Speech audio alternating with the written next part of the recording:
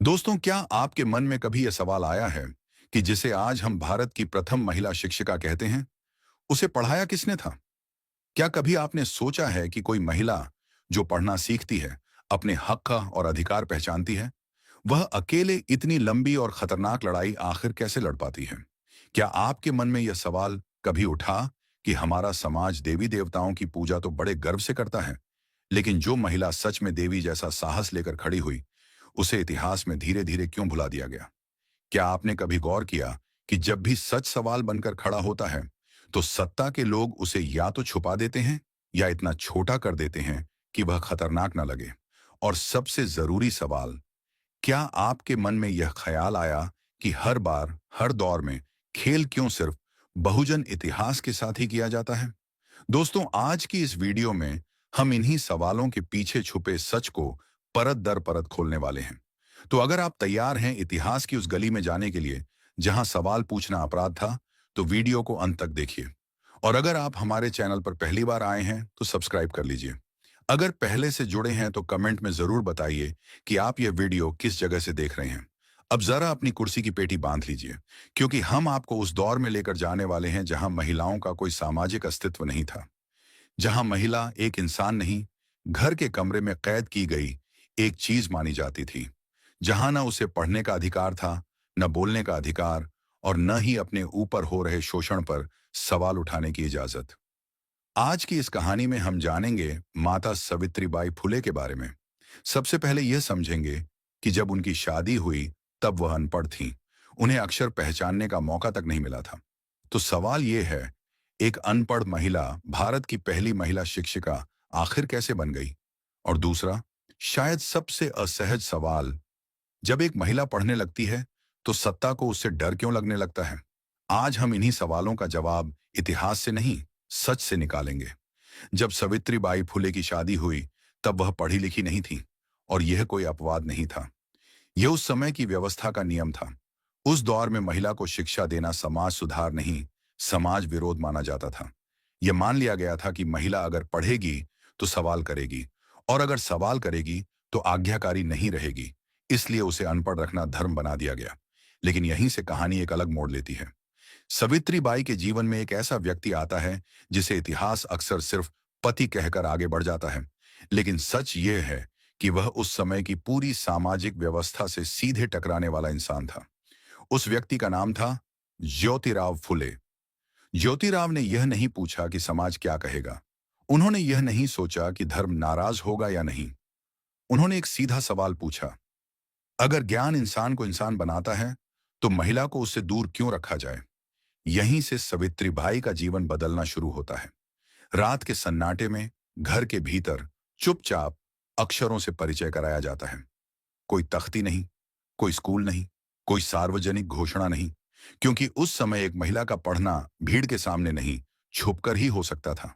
लेकिन याद रखिए, यह सिर्फ पढ़ाई नहीं थी। यह एक महिला का अपने दिमाग पर पहला अधिकार था। और जैसे जैसे सावित्रीबाई अक्षर जोड़ने लगी, वैसे वैसे व्यवस्था को खतरा महसूस होने लगा। क्योंकि एक महिला अगर पढ़ना सीख जाए तो वह सिर्फ खुद नहीं बदलती, वह बच्चों को बदलती है, परिवार को बदलती है, और धीरे धीरे समाज को बदल देती है। यही वजह है कि जब सावित्रीबाई पहली बार किताब हाथ में लेकर घर से बाहर निकली, तो समाज ने इसे सामान्य बात नहीं माना। लोगों ने कहा, यह सीमा लांघ रही है, और सीमा लांघने वालों को यह समाज हमेशा सजा देता है। अब सोचिए, एक तरफ नई नई पढ़ना सीखती महिला, दूसरी तरफ सदियों पुरानी नफरत। रास्ते में उन पर कीचड़ फेंका गया, गोबर फेंका गया, गालियां दी गईं। लेकिन सबसे खतरनाक बात यह नहीं थी। सबसे खतरनाक बात यह थी कि यह सब एक दो दिन नहीं, रोज होता था। और फिर भी वह रोज निकलती थी। क्यों? क्योंकि अब यह सिर्फ उनकी पढ़ाई नहीं थी, अब यह उनकी जिम्मेदारी बन चुकी थी। वह जान चुकी थी, अगर वह रुक गईं तो उनके बाद कोई महिला आगे नहीं आएगी।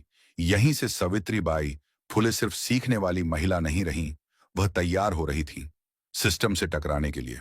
और अगला कदम सिर्फ पढ़ना नहीं था, अगला कदम था पढ़ाना। लेकिन सवाल यह है, किसे पढ़ाना? ऊंची जाति के बच्चों को?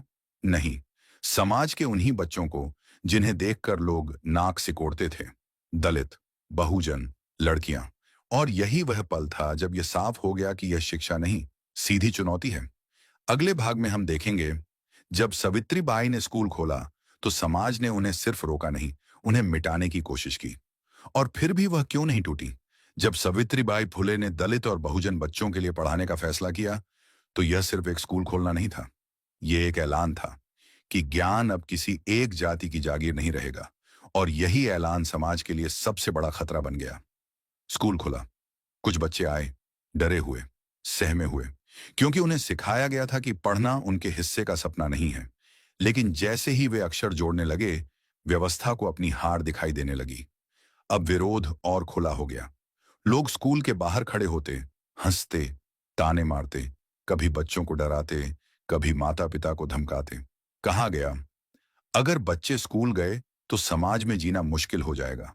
और याद रखिए, ये धमकी कागज पर नहीं थी, ये रोजमर्रा की जिंदगी में थी। लेकिन सावित्रीबाई न पीछे हटी, न झुकी। वह बच्चों से कहती थीं, डर मत सीखो, सीखना सीखो। यह वाक्य उस समय क्रांति था, क्योंकि डर उस समाज की सबसे मजबूत नींव था। अब बात सिर्फ स्कूल तक सीमित नहीं रही। सावित्रीबाई ने देखा, महिलाओं पर सिर्फ अनपढ़ होने का बोझ नहीं है, उन पर जबरन शादी, जबरन मातृत्व और जबरन चुप्पी भी थोपी गई है। उन्होंने बाल विवाह के खिलाफ खुलकर आवाज उठाई।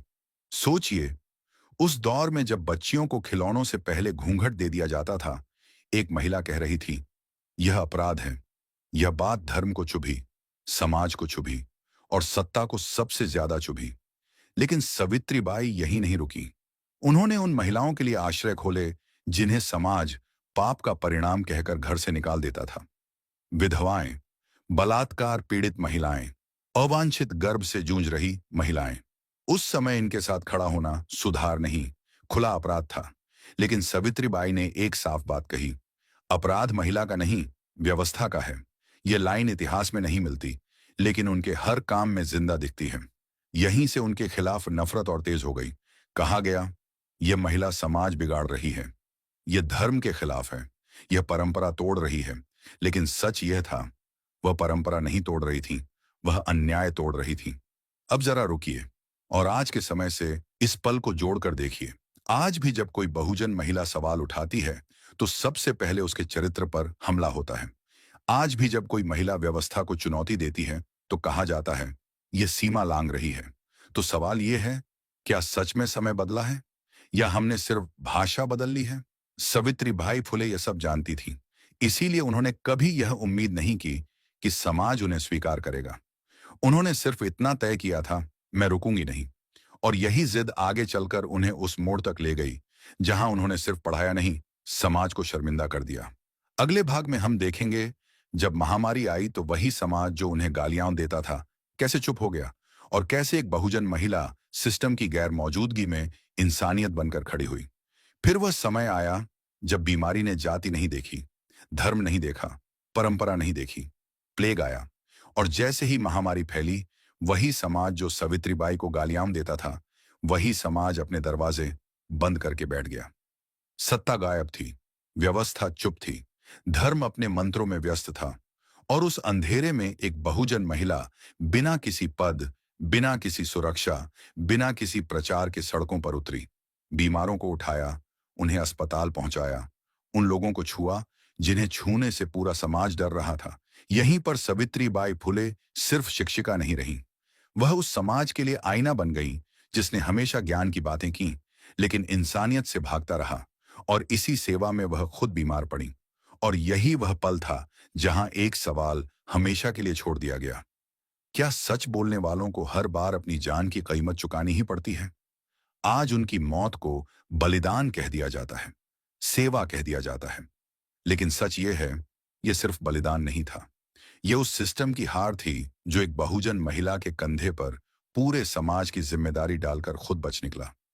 आज हम उनकी तस्वीर पर फूल चढ़ाते हैं, उनके नाम पर भाषण देते हैं, उनके नाम पर स्कूलों के नाम रखते हैं। लेकिन सवाल यह है, क्या हम उनकी तरह असहज सवाल उठाते हैं? क्या हम आज भी उस शिक्षा के पक्ष में खड़े हैं जो बराबरी सिखाती है, या उस शिक्षा के साथ जो चुप रहना सिखाती है? याद रखिए, माता सावित्रीबाई फुले कोई देवी नहीं थी, वह इसलिए खतरनाक थीं क्योंकि उन्होंने यह मानने से इनकार कर दिया था कि अन्याय को नियति कहा जाए। और अगर आज हम उन्हें सिर्फ सम्मान तक सीमित कर देते हैं, तो यह सम्मान नहीं, यह इतिहास के साथ एक और धोखा है। आज यह वीडियो यहीं खत्म नहीं होता। यह आपसे एक सवाल छोड़कर जाता है। जब अगली बार कोई बहुजन महिला सवाल उठाए, तो आप किस तरफ खड़े होंगे? व्यवस्था के साथ या सावित्रीबाई फुले की परंपरा के साथ? फैसला आपका है। और अब जरा रुकिए, क्योंकि कहानी यहीं खत्म नहीं होती।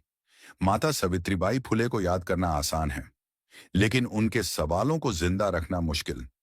उन्होंने हमें सिर्फ पढ़ना नहीं सिखाया, उन्होंने यह सिखाया कि अन्याय को सामान्य मत मानो, चुप्पी को शांति मत समझो, और ज्ञान को कुछ लोगों की जागीर मत बनने दो। आज अगर हम उन्हें सिर्फ माला, पोस्टर और भाषण तक सीमित कर देते हैं, तो यह सम्मान नहीं, ये उनके संघर्ष के साथ एक और बेईमानी है। यह वीडियो किसी उत्सव के लिए नहीं था, ये एक चेतावनी थी और एक सवाल भी। अब फैसला आपके हाथ में है।